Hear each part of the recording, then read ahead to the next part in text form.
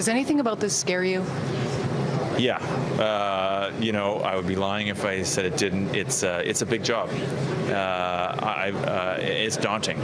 I believe I'm capable. I believe I'm a quick study. I can understand. I love to learn. Not afraid to learn from people. But nevertheless, it's still daunting. Trevor Linden, president of the Vancouver Canucks. That was 1 year ago tomorrow. I think I had more brown hair then. Did you? I think so, yeah. It's exactly, like yeah. That every gray for exactly. every day. Every day, exactly. So it's been a fun year. No kidding. It's hard to think that it was a year ago already. It's gone so fast. Right? It's amazing. And yeah. Victor, we got to point out Victor DeBonis here, Chief Operating Officer. He's still got dark hair. Yeah, how did you? What's going on with there? you? I don't know. You have a way of not stressing out. It's an Italian. It's called paint. Let's talk about the team on the ice. The fact that the Edmonton Oilers helped us out last night. The Canucks have clinched a round 1 playoff berth, and this team that you've built and the people you've gathered. Yeah, it's exciting. Obviously, I wasn't really expecting to be here this morning announcing, such a great announcement of, clinching playoffs, but. That's why we love the game, because you never know what's going to happen, and it's been an exciting year. Obviously, when I started last year, bringing Jim in was the first step, and then Willie, and then the changes we made with Radim Verbata and Derek Dorsett and Linden Bay and Lucas Spiza and Nick Bonino and Ryan Miller, of course, just really added to our group. And Willie was able to recapture, Daniel Henrik, and Alex Burrows has had a great year, and Yannick Hansen and Alex Edler. So it's been fun, and I think it's been fun to come back to Rogers Arena.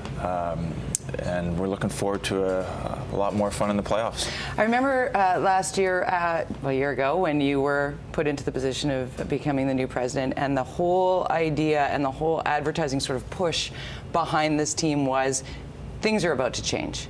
And many of us, it seems like forever ago that there was sort of that negative connotation. We're all caught up in it.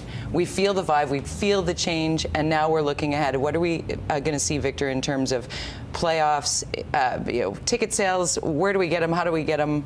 What fans want in now? Exactly. Right? So it's been quite a year, right? Yeah. And the change started right away with Trevor. And it's about becoming a family again, right? I think there was a little bit of the team against the fans, and now we're just creating such a community together. It's a great time to be a Canuck fan. You can feel the excitement, the energy, and we are really looking forward to this next chapter in the season. We have a couple big games still to go. Totally. And we're going to start selling tickets to our total fan base on Friday. On Friday, okay, good to know. At 10 a.m.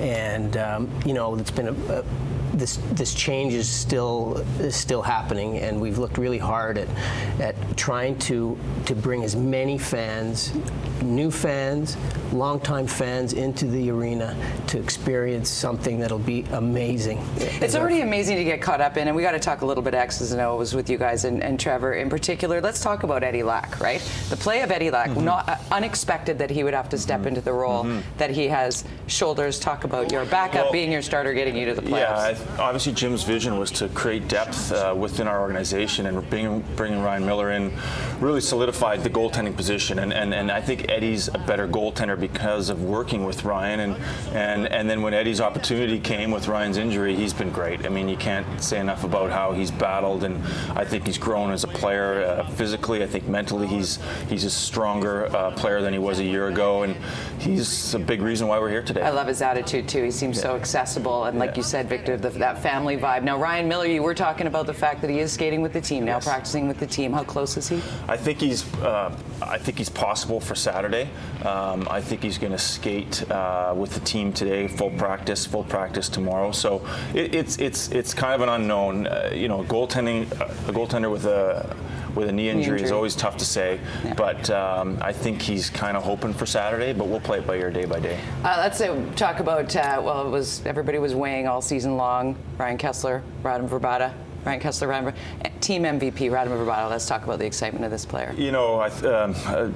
Jim identified wanted to change our mix, and obviously he made some very difficult decisions, and moving guy like Jason Garrison freed that money up to sign a player like Radim Verbata, and he's been excellent. Not only on the ice, but off the ice. He's a professional. He's a hard worker. He's a good two-way player, and he's just had a great year. Whether it was with the Sedins or with the Benino line, he's produced and been a real professional. And a guy like that in your lineup, serves our young players well. When our young players like Kennins and Bo see the way he conducts himself on a day-to-day basis, it's a positive. You talk about excellence and the Sedins and milestones. You've hit and seen milestones in your playing career.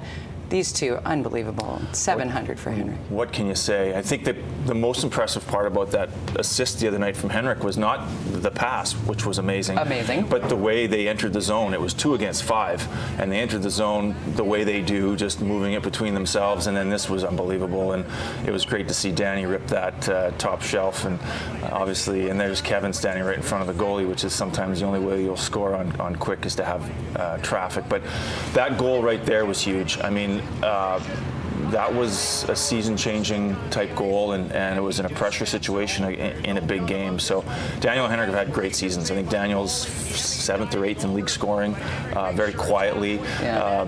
I think people almost take it for granted in this market, unfortunately, but these guys are great players and real professionals, and we're lucky to have them. Well, Fan Appreciation Night is Saturday night. Saturday night. Yeah. And Gino Ojic going to be? We're going to do something really special for Gino, and get to the arena early. It's going to be exciting.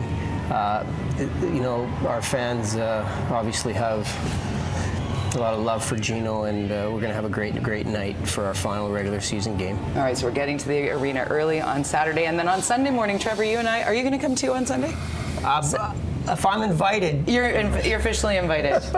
This is one of our favorite events. It's the Canuck Autism Network event, my 4th year hosting. It's truly inspired and fun. And Trevor, everybody excited to hear that you've confirmed that you will be in attendance. Yeah, that'll be Jack Pool Plaza. Yeah. It'll be great venue.